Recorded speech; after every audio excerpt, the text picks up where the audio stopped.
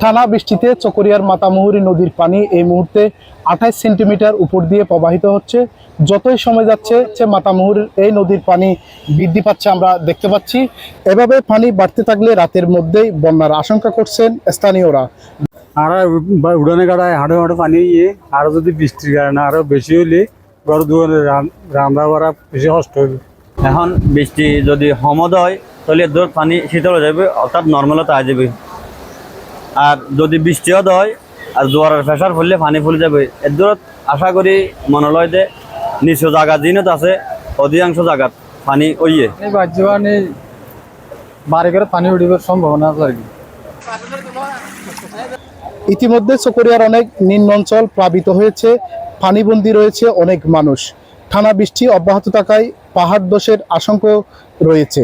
যারা পাহাড়ে আছে তারা অবশ্যই ঝুঁকিতে আছে।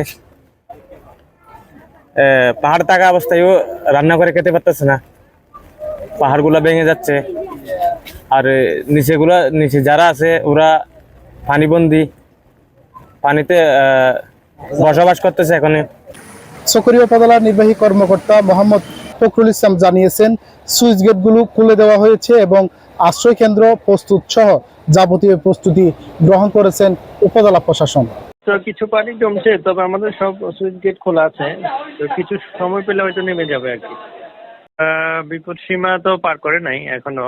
আমি তো ভিজিট করছি, মানিকপুর সুরাজপুর থেকে শুরু করে একদম বদখালি পর্যন্ত ভিজিট করছি।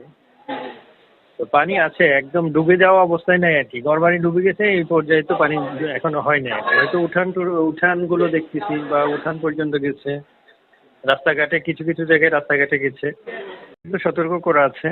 আর হচ্ছে আমাদের আশ্রয়কেন্দ্র যেগুলো আছে সেগুলো ওপেন রাখার জন্য, প্রস্তুত রাখার জন্য সবাইকে বলে দিচ্ছি। বিশেষ করে যেগুলো স্কুল আছে, আমি ওই যে আমাদের শিক্ষা কর্মকর্তাদেরকে বলে দিচ্ছি আর কি।